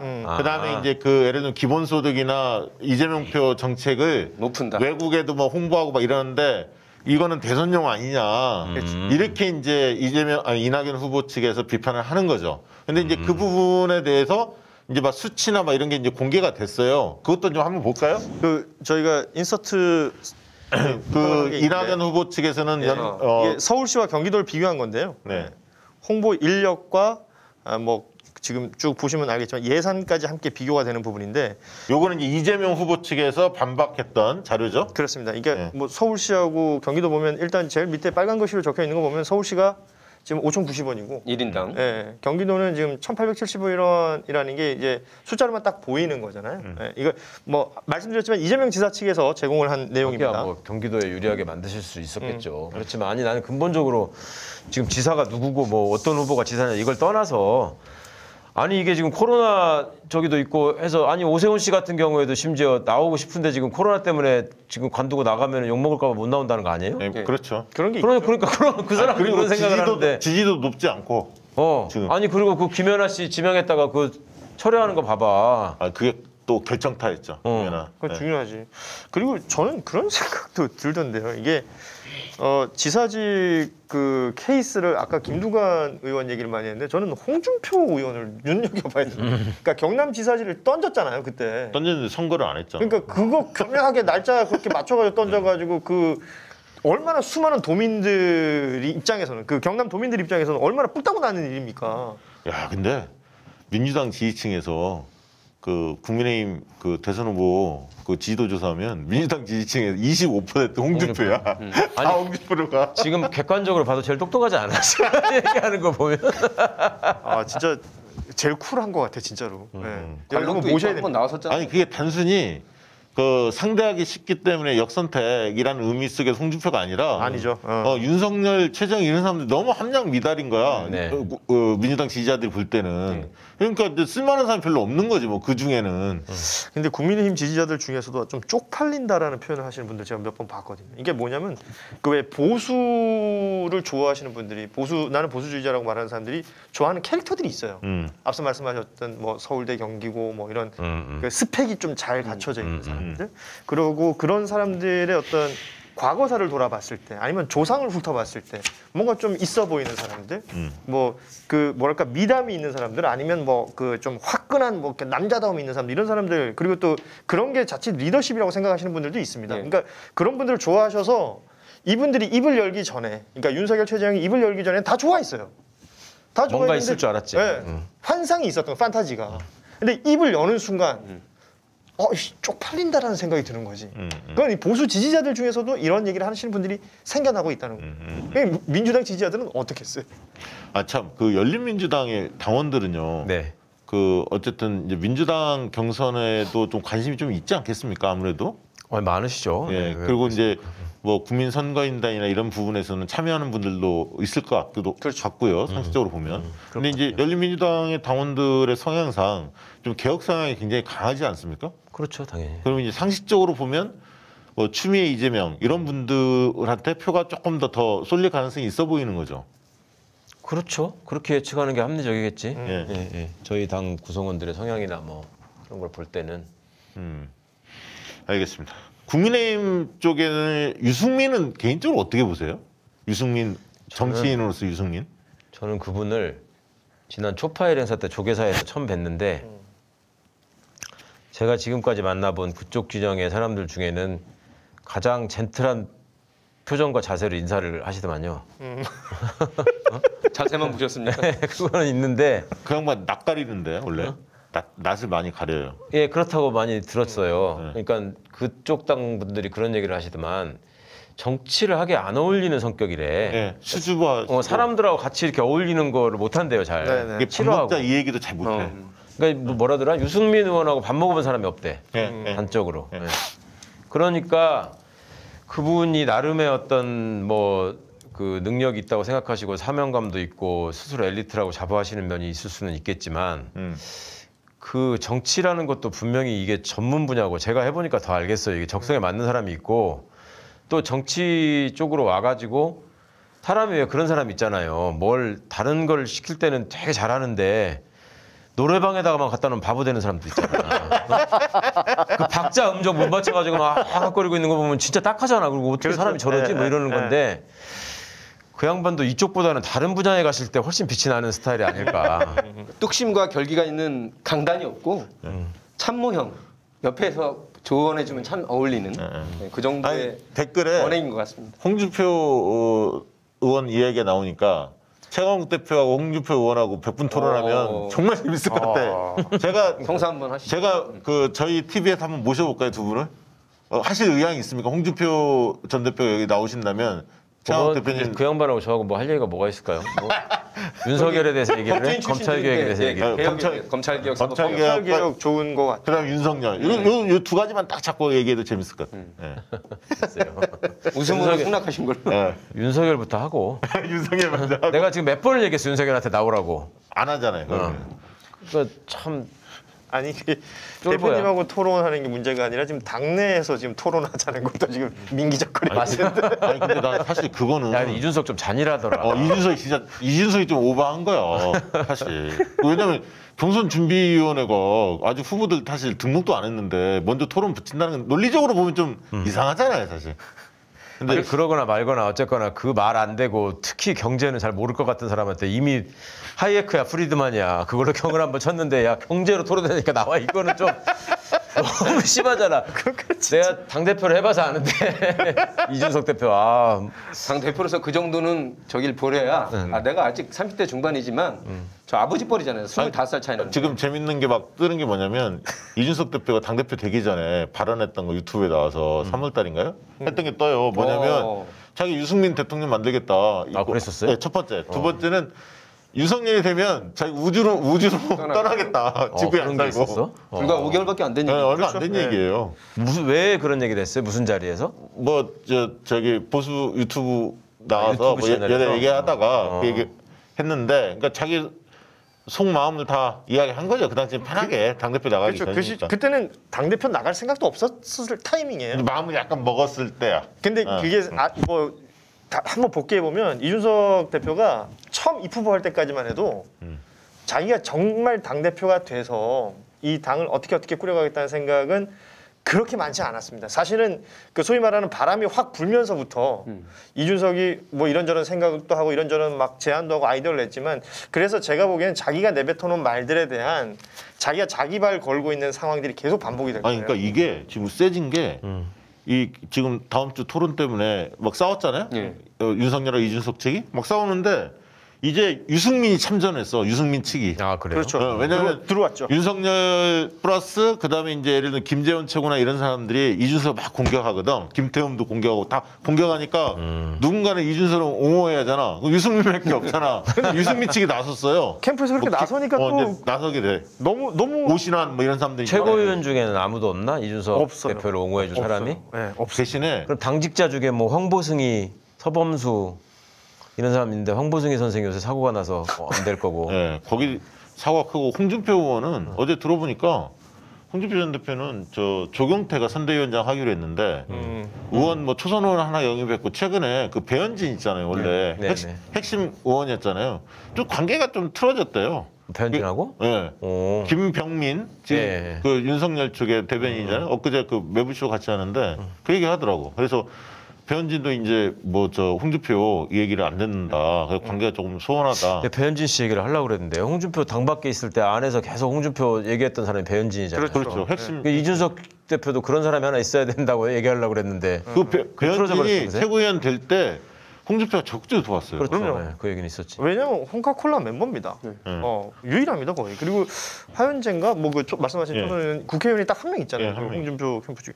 그 외에 외곽에 있는 분들을 지금 계속 영입하고 있다고 하는데 그 멤버들 몇 면을 보면 홍준표 의원하고 그렇게 접점이 있는 분들이 잘 없어요. 그러니까 조경태가 언제부터 홍준표 의원하고 친해서 위원장이에요? 그건 정말 모르겠습니다. 아니 그리고 그래서 장재원 뭐 이런 사람들 있잖아요. 원래 홍준표와 가까운 사람들이에요. 근데 다- 거기가 윤석열로 가버린 거야. 다 붙어버렸으니까. 그러니까 배신감 굉장히 많이 느끼죠. 홍준표 전 대표. 아까 무슨 말이었어요? 그러니까 조경태 선대위원장이 초선을 어떻게 했다? 아니 조경태 선대위원장이 하나 있고 그다음에 하현재라고 하현재라고 그 초선 초선 의원 의원이 한 국회의원 명 한 있고. 명만 하고 캠프 현역들은 뭐 예를 들면 세불리기 자기는 안 하겠다 홍준표 이렇게 입장을 현역 두 명만 내세웠는데 하겠다? 근데 그게 속 사정은 아까 배현진이나 원래 가까웠던 의원들이 틀어져 버리는 좀 바람에 틀어져서 둘밖에 없어서 그런다. 하영재 의원이 그 남해하동 그분 네, 말씀하신 거잖아요. 네. 관료 출신 비서실장이라고 하더만. 그렇죠. 원래 옛날에 뭐 윤한홍 뭐 몇 명 있었잖아요. 홍준표가 키운 사람들이. 근데 아 윤한홍 의원도 홍준표가 키운 사람이에요? 네, 그렇잖아요. 어찌됐건 그 몰랐네. 멤버들이 전부 윤석열 쪽으로 가잖아요. 도지사 할 때 저는 그렇게 알고 있는데. 윤한홍 의원은 서울시 공무원 출신이에요. MB 때 비서관이었고 청와대 비서관이었고. 경남이잖아요, 거기가. 고향이 네, 경남 지역구 경남일걸요, 윤한홍? 모르겠네. 맞아요. 어디. 여기 그 도에서 활동도 하고 그랬어요. 제가 알기로는 그렇습니다. 아무튼 홍준표 의원도 어렵구나 그러면 당내 지금 입지가 그런 것 같아요. 의외네. 들어가면 뭔가 근데 이게 이제 짱 몰릴 줄 알았는데. 평론가들이 볼 때는 윤석열 전 총장이 쉽지 않을 거다. 이게 이제 보는 게 이제 반반이잖아요. 이게 아직도 반반이에요? 상처를 입고 그럼에도 불구하고 본선에 오를 가능성이 있다. 이렇게 보는 사람들과 낙마할 거다. 그러면 누구냐? 홍준표 아니면 유승민 아니냐? 이렇게 보는데 아직 국민의힘 쪽에서 홍준표를 확 붙는 분위기는 없어요. 아직. 오세훈설도 있잖아. 오세훈설. 오세훈설은 거의 그 어제 뭐 김병민이나 천하람 거기는 이제 최재형 쪽인데 두 사람 얘기 들어보면 확실히 거기는 오세훈은 거의 의미 없다. 왜냐면 못 들어온다. 왜냐면 8월 말에 경선 후보 등록을 해야 하거든요. 네네. 근데 그때까지 나올 명분이 전혀 없어요. 윤석열이 지지율이 하루아침에 막 꺾이지는 않거든요. 좀 떨어졌지만 그래도 버티고는 있잖아요. 어느 정도는. 아 버틸 수는 있는 거예요? 아니 토론회 안 나가면 되잖아요. 아니 나는 버텨주기를 바래서 지금 물어보는 거야. 아니 저는 완전히 그 급락하지는 않을 거예요. 왜냐하면 누군가 받아먹을 사람이 있어야. 근데 최재형 좀 조중동에 키우려고 했더니 최재형도 누가 봐도 이거 함량 미달이거든. 네. 그리고 그 부친 그다음에 조부 관련해서 그거는 진짜 완전히 허위사실을 유포했더라고. 그러니까 저기 준비하시더라고요. 이쪽에서 그 사실관계를 파악하고 있고. 나도 오늘 봤어. 최재형 엑스파일이라고 본인이 만들어서 돌린 게 있더만. 미담. 미담. 미담만 딱 만났어. 너무 쇼크해서 최재형 엑스파일. 내가 나는 윤석열 씨류의 그런 엑스파일인 줄 알았더니 자기 미담을 해놨는데 첫 페이지가 그거야. 독립유공자의 후손. 그래놓고 지금 캠프의 공식 입장에 우리 유공자라고 안 했다. 독립운동 했다고 했지 그거 그랬잖아. 바로 빼더라고. 그거는 딱 걸렸던데 완전. 유공자라고 한 적은 없고 독립운동을 했다 이렇게 얘기하는데 이제 그 실제로 역사적 사실 고증작업 많이 하는 분들 있잖아요. 그분들이 지금 뭉쳐갖고 8.15 즈음에 발표를 할 것 같아요. 아니 발표 하나 많아. 그건 너무 간단한 본인이 만든 최재형 엑스파일의 첫 페이지가 독립유공자의 후손 이렇게 써 있다니까.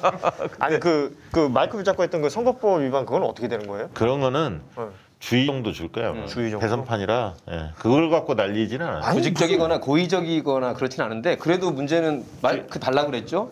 그분이 판사 출신에다가 대전 선거관리위원장까지 하셨다. 세미 광고. 그거를 몰랐다는 것도 말이 안 되고 저는 최재형이 올라갈 가능성이 없는 게 애국가를 사절까지 부른다는 걸 자랑삼아 국민들한테 강조하고 또 한 가지는 가족 탈의를 너무 해요. 집안 사람 울었다는 거 설거지하는 모습을 보여주는데 그게 과연 저는 오히려 마초 기질이 있고 껄렁껄렁하고 쩍벌남인 윤석열 쪽으로 가지. 그 김병민이 그 최재형한테 얘기하더라고. 간다고 생각 안 해요. 왜 쩍벌리냐 그랬더니 그런 거 좋아하는 사람 많은 사람을 품어주기로. 아니 근데 최재형은 나는 그 2차 컷오프가 4명이거든요. 그쪽이 국민의힘 쪽이 8명으로 줄였다가 4명으로 줄여요. 2차. 근데 4명 안에는 최재형 못 들어간다 이렇게 봐요. 윤석열, 홍준표, 유승민, 원희룡 이렇게 들어갈 것 같아요. 그러면 홍준표가 거기서 반사이드가 얻어요. 왜냐하면 유승민하고 원희룡 이미지가 약간 비슷해서 오히려 최재형 들어오는 것보다 홍준표 입장에서는 원희룡 들어오는 게 더 나아요. 홍준표, 윤석열, 원희룡, 유승민 이렇게 된다고? 네, 4강. 그렇게 될 것 같아요. 윤석열 씨가 다리를 쩍 벌리는 이유는 다리가 가늘어서 그렇죠. 그게 사실은 척추 기립근이 약한 사람들이 허벅지가 자꾸 벌어집니다. 그때 병이라고 누가 그랬는데. 지하철 가서 이렇게 다리 벌리고 있는 아저씨들 이경재 한의사가 그랬었죠. 제대로 못 앉아요 그런 분들은 일단 기본적으로. 그나저나 안철수는 어떻게 가야 돼? 그나저나 안철수가 돼버렸어. 근데 그나저나 그나저나 안철수. 아니 다음 주까지 뭐 결론 내리겠다. 이번 주 15일 날 결론은 나 있는 거 아니에요? 지금 와서 무슨 못 안철수가 들어가지. 합당하겠다 어떻게 얘기해?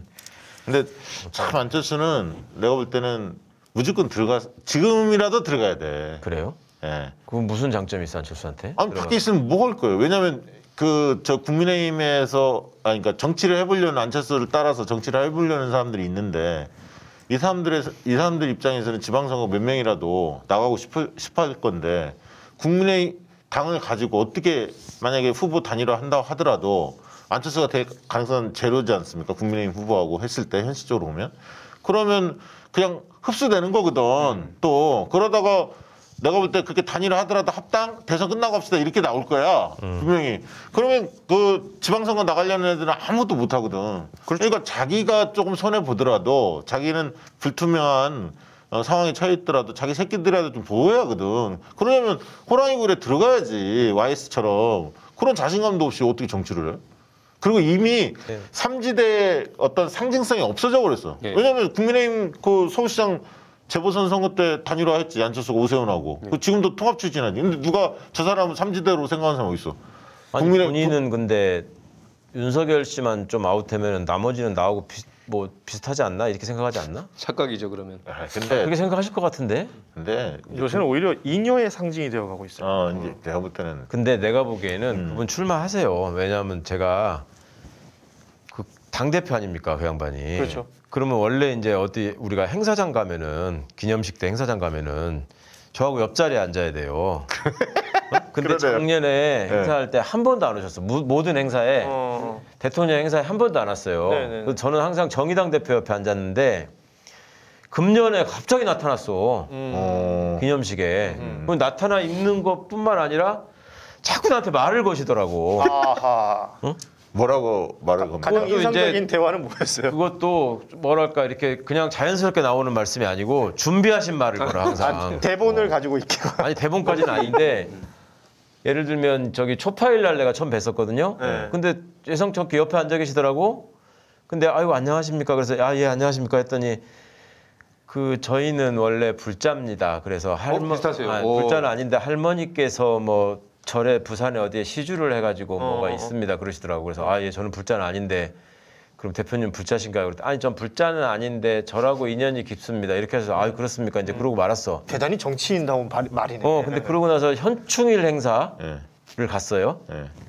그 현충일에서 재밌는 일이 또 있었어. 하여튼 현충일 행사를 갔는데 동작동 국립묘지 앞에 이제 넓은 데 앉아 있는데 저희가 이제 거기 의장대가 이렇게 저기 뭐 이렇게 연습하고 있는 거를 이렇게 보고 있었는데 어렴풋이 나한테 말을 거시는 것 같았는데 내가 그냥 응대하기 싫어서 그냥 아니겠지 하고 그냥 못 들은 척 했어요. 예.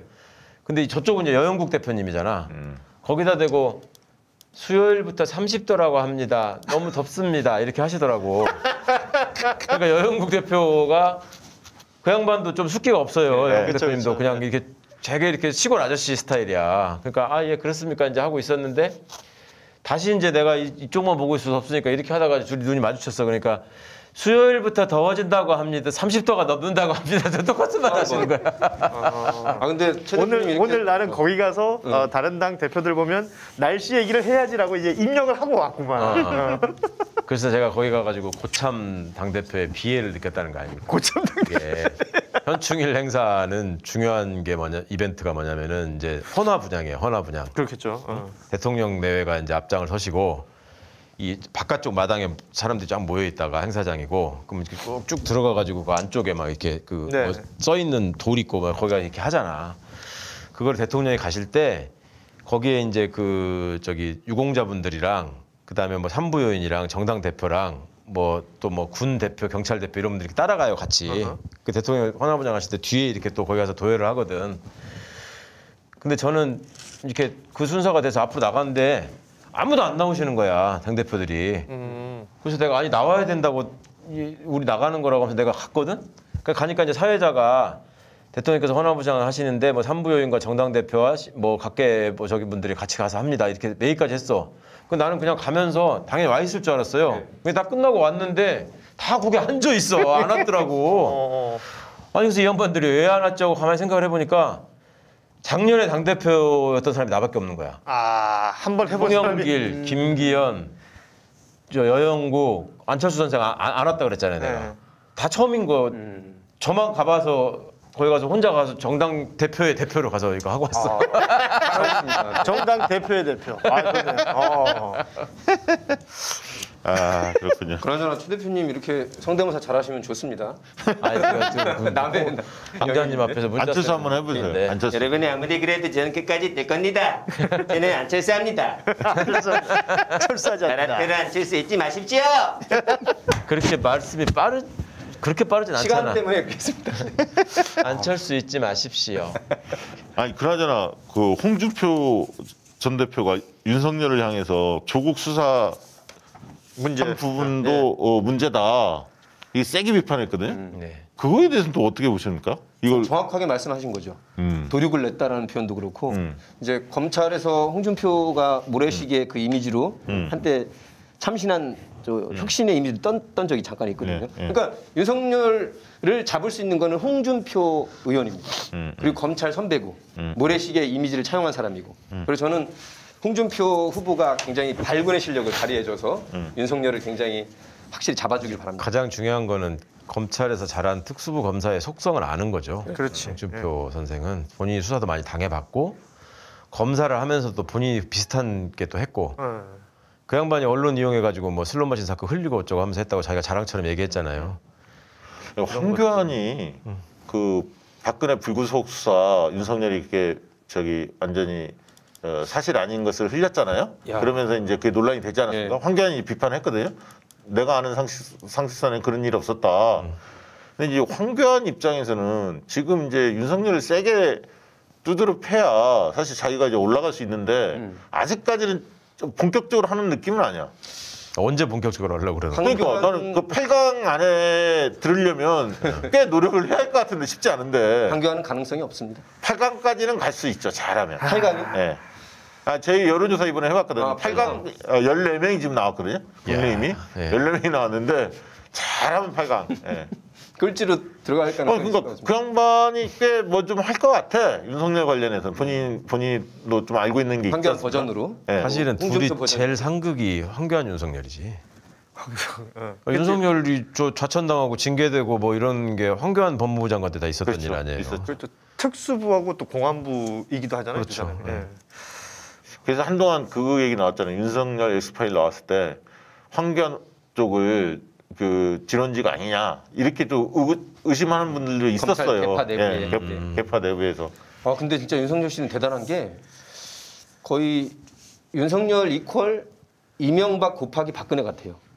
그렇게 불구속 수사하려고 그랬다는 거짓말을 그렇게 뻔뻔하게 한 거 보면 정말 이명박이 입 열면서 굉장히 뻔뻔한 거짓말 많이 했거든요. 그러니까 아니 나는 그 발언이 정말 그 치명타 같아. 왜냐하면 윤석열 그래도 좀 좋아하는 사람들이 있잖아요. 좀 당당한 면이 있었잖아요. 어쨌든 언론 플레이 통해서 그렇게 됐는데 그런 자산조차를 다 까먹고 있으니까. 급한 거죠. 저거 한번 들려주세요. 새빨간 거짓말인 거 아시죠, 여러분? 여러분 뭐 도곡동이라고요? 이거 다 새빨간 거짓말인 거 아시죠? 여러분 제가 해봤어 합니다. 저의 좌우명은 정직, 우리 집 가오는 무소유.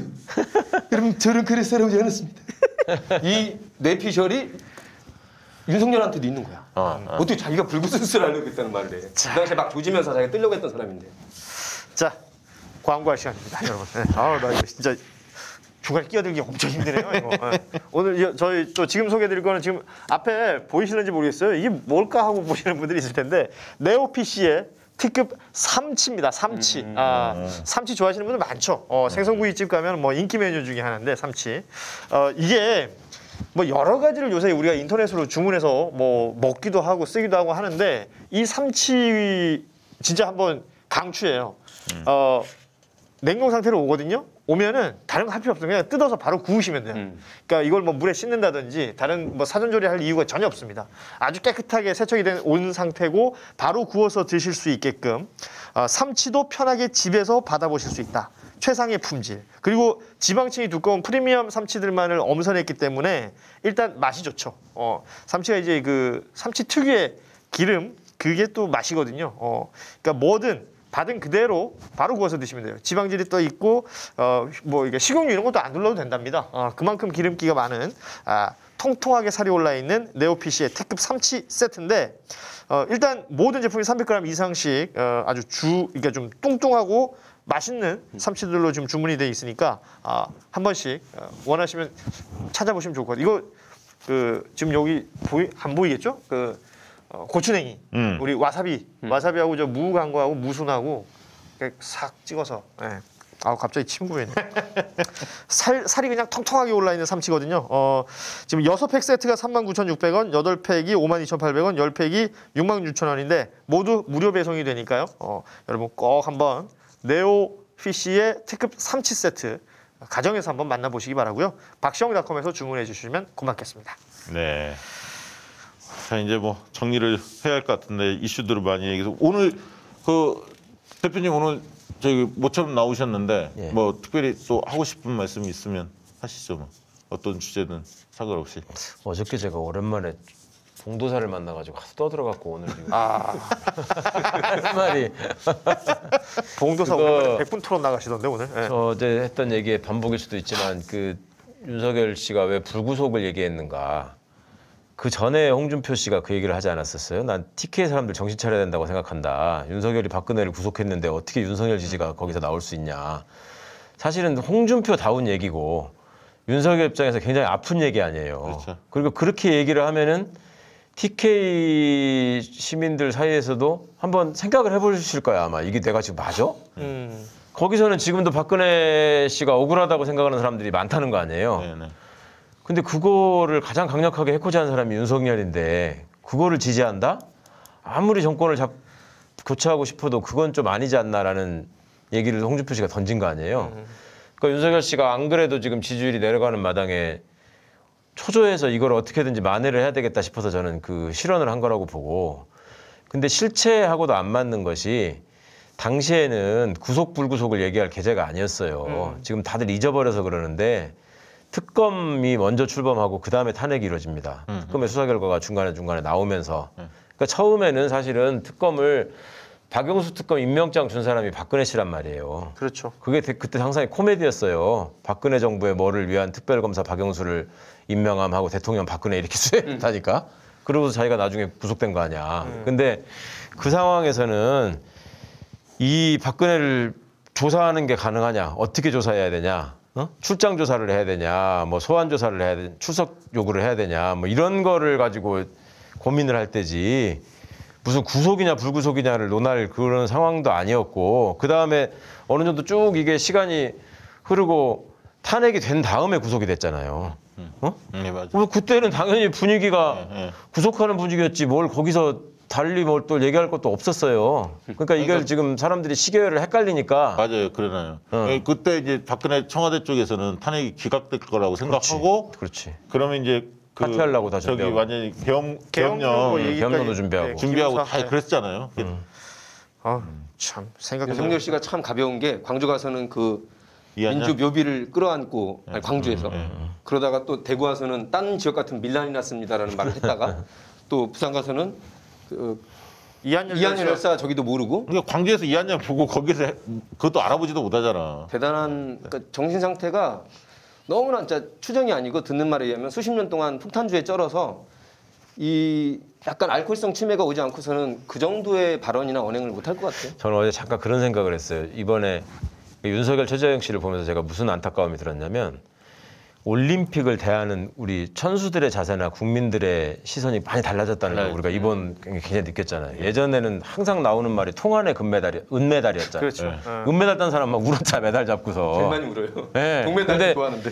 이번에는 진짜 4위를 하고도 너무나 환하게 웃고 국민들이 박수를 치고 자랑스럽고. 예. 심지어 1승도 못하고 떨어졌어도 럭비에서 드디어 우리가 뉴질랜드하고 트라이를 해봤다 막 이런 것도 다 예. 좋아하고, 그러니까 뭔가 사람들의 그동안의 어떤 열정과 노력, 그다음 그 사람들이 보여주는 어떤 인간적인 향기 이런 거에 대해서 사람들이 박수를 치고 성원을 보내고 있지 않습니까? 그렇습니다. 그만큼 우리가 이제 그 과거의 어떤 그 개발 독재 시절에 스포츠를 통해서 일종의 그 좀 뭐랄까 자존감을 느끼려고 하던 그런 좀 1차원적인 시대를 이제 벗어난 거잖아요. 스포츠 엘리티즘이 있었는데 그렇죠. 그 엘리트 스포츠라는 거에 대해서 이제 별로 저기가 됐는데, 근데 이번에 저는 윤석열 최재형 씨가 그 시대착오적인 얘기 계속 하는 걸 보면은, 예를 들어서 그 뭐 전 가족이 국기에 대한 경례하면서 애국가 부르는 사진을 그냥 누가 달라고도 하는데 본인이 쫙 공개를 한다고. 자랑이라고.